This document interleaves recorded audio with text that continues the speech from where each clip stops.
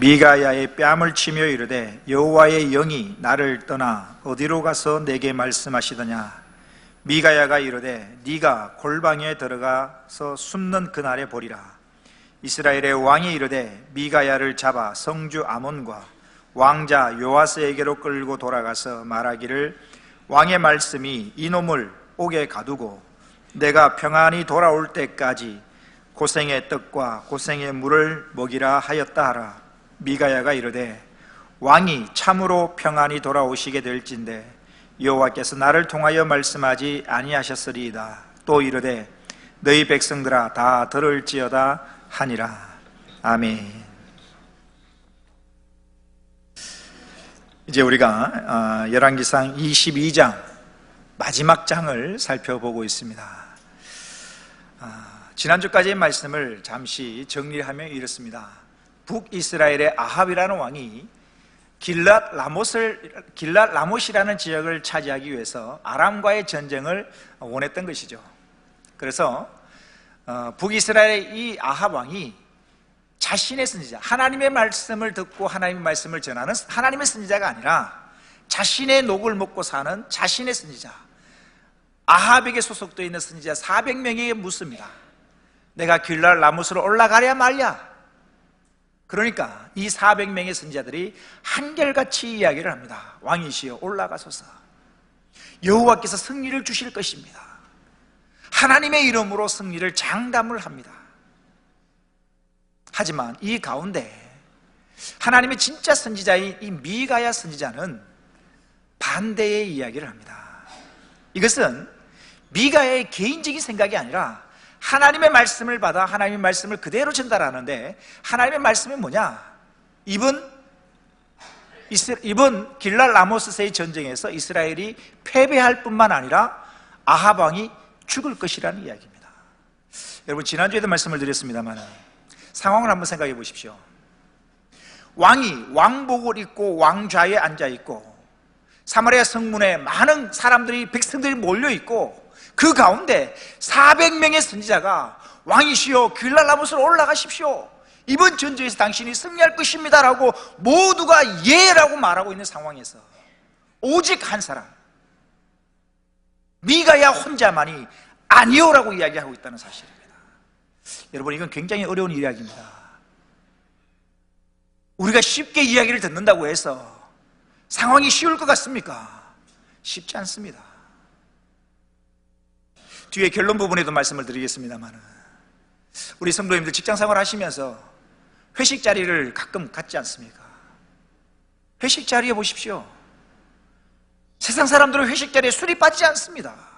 모두가 부어라 마시라 건배할 때에 저는 안 마시겠습니다라고 말하기가 굉장히 어려운 것은 사실입니다. 그런데 미가야라는 사람이 왕 앞에서 모든 백성이 왕의 승리를 장담하고 왕이시여 올라가소서 승리할 것입니다라고 이야기하고 있는 그때에 미가야 혼자만이 안 된다는 이야기죠. 이번 전쟁에서 이스라엘이 패배할 것이고 왕이 죽을 것이라는 이 하나님의 말씀을 가감하지 않고 전달한다는 것, 하나님에 대한 절대적인 믿음과 용기가 없이는 불가능한 이야기입니다.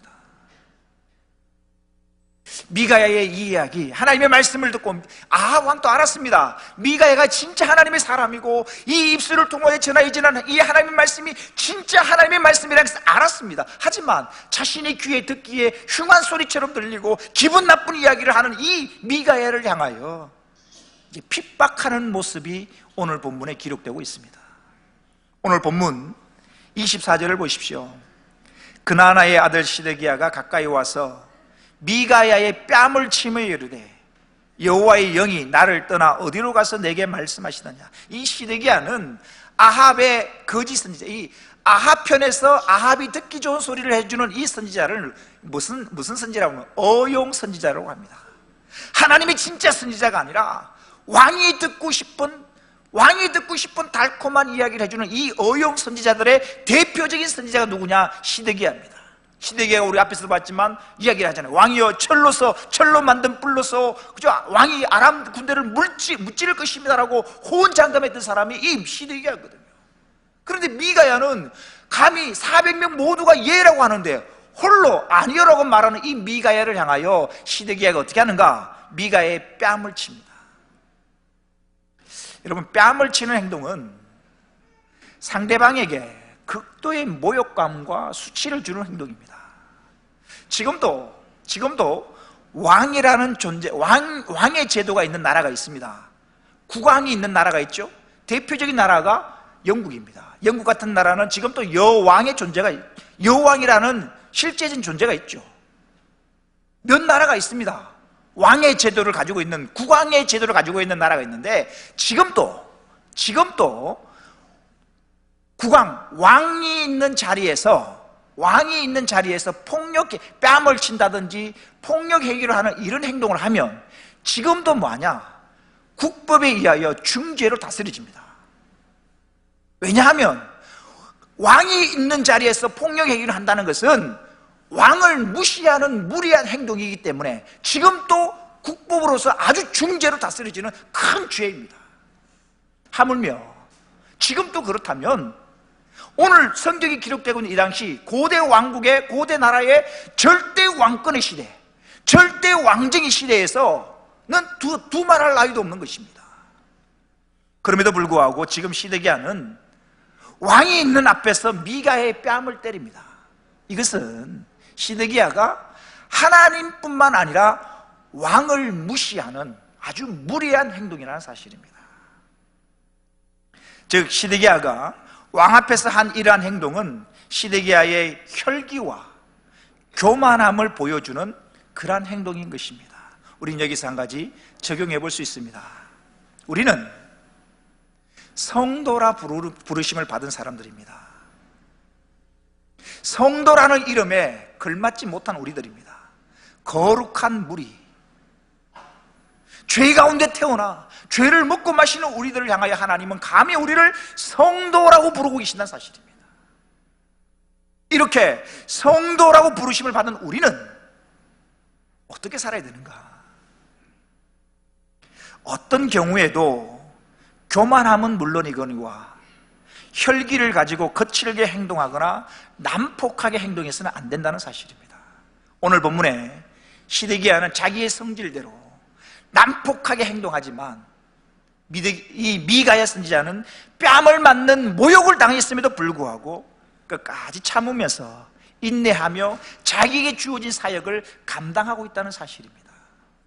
우리 장로님 기도하셨습니다마는 우리 지금 사순절 기간을 보내고 있습니다. 예수님을 묵상해 보십시오. 하나님의 아들이신 예수 그리스도가 이 땅에 오신 이유가 뭡니까? 영광을 받으시려고요? 찬송을 받으시려고요? 섬김을 받으시려고요? 영광과 찬송과 섬김을 받으시려면 하늘 보좌에 계셔야 됩니다. 천사들로부터 영광과 찬송을 받으셔야 됩니다. 하지만 이 땅에 오신 이유는 영광을 받기 위함이 아닙니다. 섬김을 받기 위함이 아닙니다. 오히려 섬기시되 자신의 목숨까지도 주시기까지 저와 여러분을 죄 가운데 구원하여 살리시려고 이 땅에 오셨는데 그 예수님을 묵상해 보십시오. 주님은, 하나님의 아들이신 예수님은 일개 로마 군병에 의하여 뺨을 맞습니다. 얼굴에 침뱉음을 당합니다. 그럼에도 불구하고 주님은 저와 여러분을 살리시고자, 구원을 이루시고자 끝까지 참고 견디셨다는 사실입니다. 주님은 이렇게 말씀하십니다. 마태복음 11장 29절을 보십시오. 나는 예수님이 말씀하십니다. 나는 마음이 온유하고 겸손하니, 나는 마음이 온유하고 겸손하니 나의 멍에를 메고 내게 배우라. 주님이 말씀하십니다. 나를 주라고 믿고 따르고 있는 너희들, 내게 배우라. 나는 마음이 온유하고 겸손하니 나로 인하여 나에게 배우라는 겁니다. 베드로전서 3장 9절에 이런 말씀이 있습니다. 같이 읽어보겠습니다. 시작. 악을 악으로 욕을 욕으로 갚지 말고 도리어 복을 빌라. 이를 위하여 너희가 부르심을 받았으니 이는 복을 이어받게 하려 하심이라. 사랑하는 성도 여러분, 오늘 본문의 시드기야처럼 자신의 성질대로, 자신의 혈기대로 뺨을 때리고 자신의 성질대로 살기는 쉽습니다. 하지만 참고 견디며 말씀대로 살기는 결코 쉽지가 않습니다. 시드기야처럼 혈기를 부린다든지 난폭한 사람이 아니라 미가야처럼, 예수님처럼 온유하며 겸손한 사람이 되기를 원합니다. 또한 베드로전서의 말씀처럼 악을 악으로, 욕을 욕으로 갚지 말고 도리어 복을 빌어주십시오. 그렇게 하는 것이 오히려 여러분들에게 복이 된다라고 주님은 말씀하고 계신다는 사실입니다. 시드기야에게 뺨을 맞은 미가야가 이렇게 말을 합니다. 본문 25절을 보십시오. 미가야가 이르되 네가 골방에 들어가서 숨는 그날에 보리라.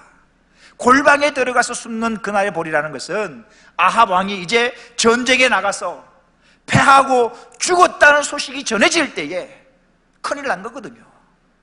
시드기야는 철불로 만든 이 뿔로 아람 군대를 물리치고 승리할 것이라 장담하고, 지금 미가야가 패배할 것이라고 말한 이 미가의 뺨을 치면서까지 호언장담했던 이 시드기야. 하지만 분명히 북이스라엘이 패배하게 되고 아합 왕이 죽었다는 소식을 듣게 될 때에 거짓 예언을 하게 된 이 시드기야는 자신의 목숨을 살기 위하여 골방에 들어가서 숨는 그날이 오리라는 이야기입니다. 미가야는 자신에게 뺨을 치는 시드기야에게 똑같이 대응하지 않고 오히려 온유함으로 대하고 있다는 사실입니다. 그렇다면 왜 성경은, 왜 하나님은 성도들에게 직접 원수를 갚지 말고 원수 갚는 일을 하나님께 맡기고 온유함으로 대하라고 말씀하실까요? 여러분, 이렇게 온유함으로 산다는 거 직장생활 하시지 않습니까? 나를 모함하고 모든 사람들이 보는 앞에서 뺨을 만다는 것은 인격적인 모독이고 엄청난 일을 당하고 있음에도 그럼에도 불구하고 참고 견디고 온유함을 대한다는 것, 이건 내 자존심이 무너지는 일이고요, 세상 사람들로부터 무시당하는 이야기인데, 그럼에도 불구하고 주님이 뭐요? 악을 악으로 갚지 말라는 것입니다. 욕을 욕으로 갚지 말라는 것입니다. 왜 그렇게 말씀하실까? 왜냐하면 눈에는 눈, 이에는 이라는 방식으로 살게 되면요, 피해 복수가 끊이지 않습니다. 눈에는 눈, 이에는 이라는 방식으로 살게 되면 이 땅에는 보복의 악순환이 끊이지 않습니다. 결국 그렇게 살게 되면 모든 인류는 승리자는 없고 모두가 패배자일 수밖에 없습니다. 그러나 우리가 원수를 갚지 아니하고 원수에 대하여 온유함으로 대한다면 보복의 악순환이 끊을 수 있을 뿐만 아니라 그럴 때 진정한 승리자가 될 수 있다는 사실입니다. 그 예를 사울과 바울에 의해서, 사울과 다윗에 의해서 찾아볼 수 있습니다. 다윗, 신하로서의 다윗, 한순간도 자신이 왕이 되려고 음모를 꾸며본 적이 없습니다. 다윗의 죄가 있다면 뭐가 있습니까? 목숨을 걸고 전쟁터에 나가 싸워서 승리하고 돌아온 죄밖에 없습니다. 그럼에도 불구하고 사울이라는 왕이 다윗이 승승장구하는 모습을 보고 백성들로부터 인기를 얻는 모습을 보고 시기하고 질투를 합니다. 죄 없는 다윗을 죽이려고 쫓아다닙니다. 그럼에도 불구하고 다윗은 사울을 죽일 기회를 갖게 되지만 죽이지 않습니다. 오히려 자신을 죽이려 쫓아다니는 그 사울 왕을 향하여 다윗은 온유함으로 대하고 있습니다. 이럴 때 다윗을 죽이려고 쫓아다녔던 그 사울의 깨달음이 없습니다. 하나님의 말씀을 들었음에도 불구하고 이 말씀이 나에게 주시는 말씀으로 깨닫지를 못합니다. 그리고 완전히 하나님의 말씀을 무시해버립니다. 즉 자신이 이번 전쟁에서 승리하여 안전하게 평안하게 돌아오리라 확신하고 있는 것입니다. 하지만 아합은 자신의 기대와는 달리 평안히 이번 전쟁에서 승리하고 평안히 돌아오리라 기대했지만 자신의 기대와는 달리 싸늘한 죽음이 되어 돌아오게 됩니다. 다음 주에 살펴보겠지만 이번 길랏 라모셋 전쟁에서 이 아합 왕의 마지막 모습이 어떤가 22장 37절에 이렇게 기록합니다. 왕이 아합 왕을 말하는 겁니다. 왕이 이미 죽음에 그의 시체를 메어 사마리아에 이르러 왕을 사마리아에 장사하니라. 아합은 장담합니다. 내가 이번 전쟁에 승리하고 내가 평안히 돌아올 것이다. 근데 여러분 기억하십시오. 내일은 내 날이 아닙니다. 사람이 자신의 길을 마음속으로 계획할지라도 그 발걸음을 인도하시는 분은 여호와 하나님이십니다. 아합은 장담합니다. 내가 이번 전쟁에 승리할 것이고 보기 좋게 평안하게 돌아올 것이다 라고 장담하였지만 그의 장담과 그의 생각과 그의 결정과 반대대로 사느라 죽음이 되어 시체가 되어 돌아왔다는 사실입니다. 다시 오늘 본문 27절을 보십시오.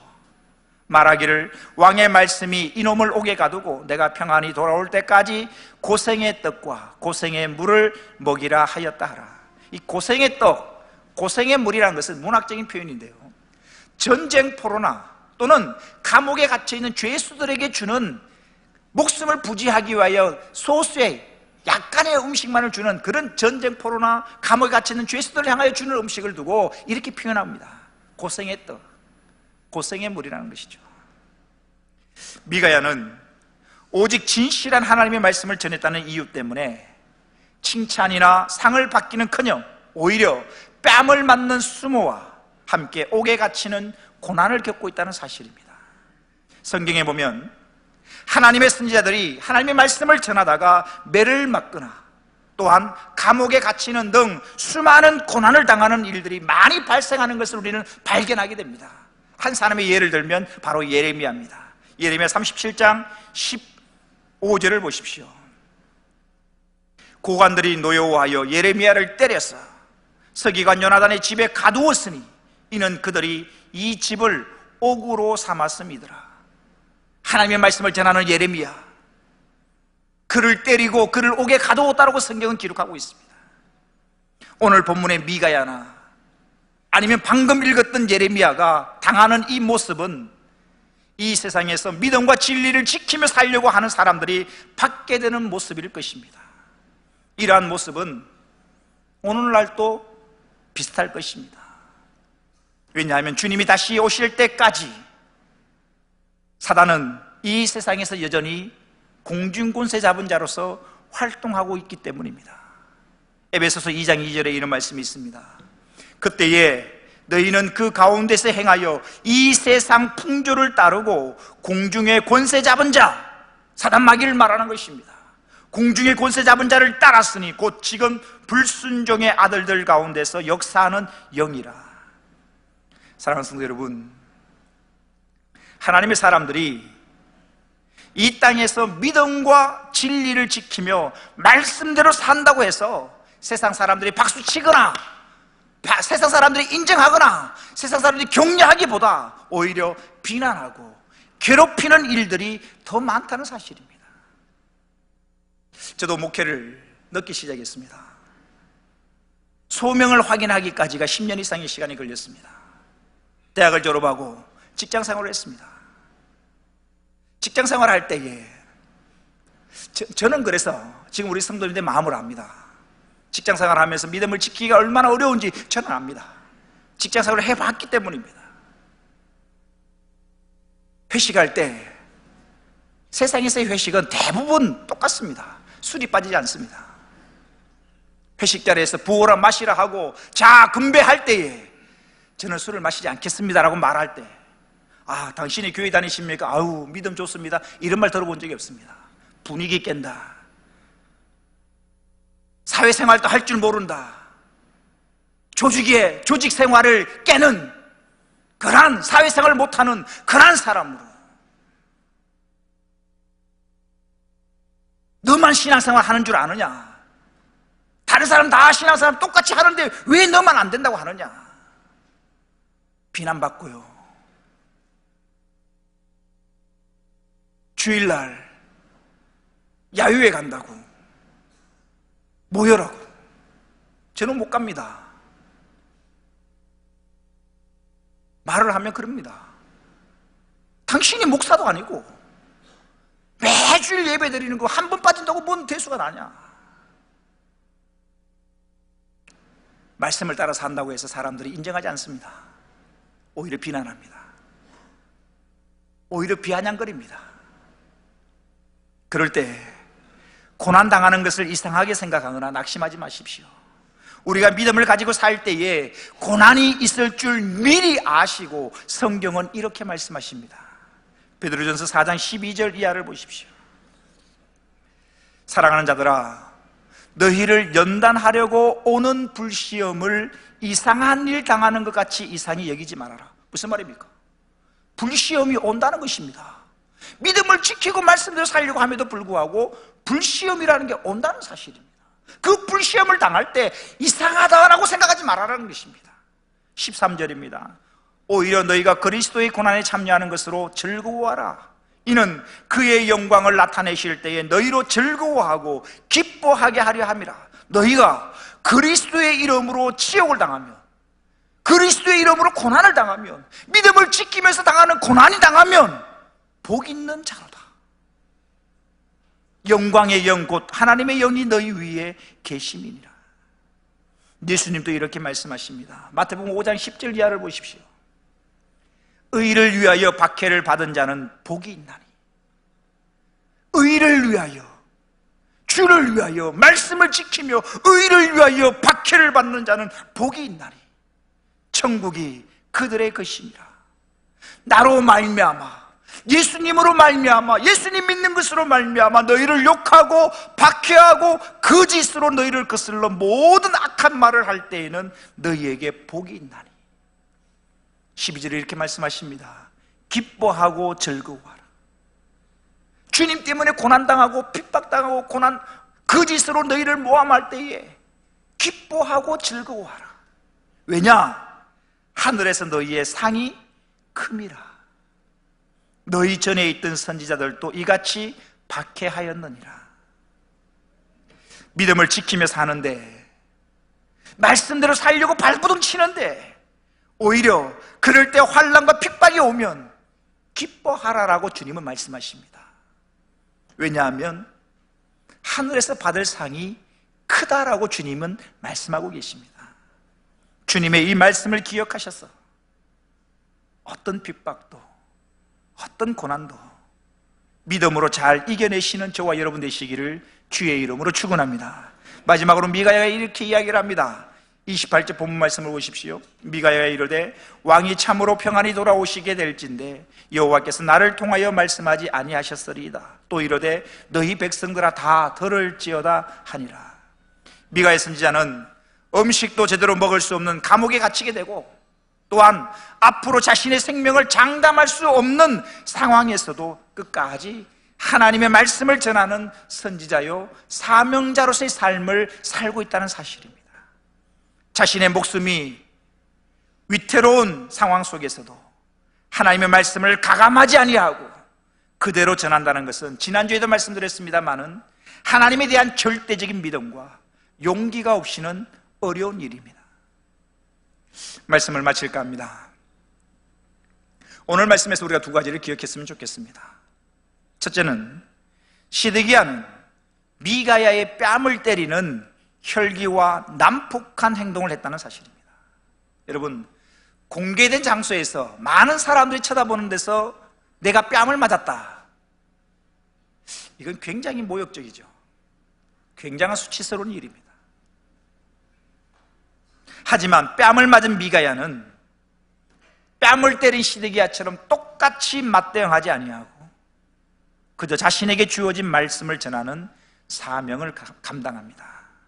사랑하는 성도 여러분, 우리를 성도라고 부르실 뿐만 아니라 우리를 향하여 우리는 그리스도인이라 불리는 자들입니다. 그리스도인이 누구겠습니까? 그리스도인이 뭐하는 사람입니까? 그리스도인 한 가지입니다. 예수 그리스도를 본받는 사람, 예수 그리스도를 닮아가는 사람, 이런 사람을 향하여 그리스도인이라 부른다는 사실입니다. 지금 사순절을 지내고 있습니다마는 예수님을 묵상해 보십시오. 주님께는 혈기 부리시는 모습이 없습니다. 오히려 뺨을 때리시고 예수님의 얼굴에 침을 뱉으시고 모욕을 하고 때리고 예수님을 괴롭히는 그들을 향하여 십자가에 달리신 상태에서 오히려 그들의 죄를 용서해 달라고 기도하셨던 분이 바로 주님이십니다. 주님의 이 겸손함, 주님의 이 온유함, 우리가 기억하셔서 우리도 내가 좋아하는 사람에게 뿐만 아니라 나를 싫어하고 나를 욕하고 나를 미워하는 그 사람에게까지도 온유함으로 대할 수 있기를 원합니다. 내가 온유함으로 대하면 그 다음은 주님이 하실 것입니다. 마지막으로 미가야는 진짜 하나님의 선지자로서 하나님의 말씀을 전하는 일을 했을 뿐이지만 되돌아온 것은 상이 아니라 보상이 아니라 뺨을 맞는 모욕과 옥에 갇히는 고난이었다는 사실입니다. 그렇습니다. 이 세상에서 믿음을 지키며 정직하게, 바르게, 거룩하게, 순결하게 살려고 발부둥 쳐도 오히려 모함을 받기도 하고요, 고난이 오기도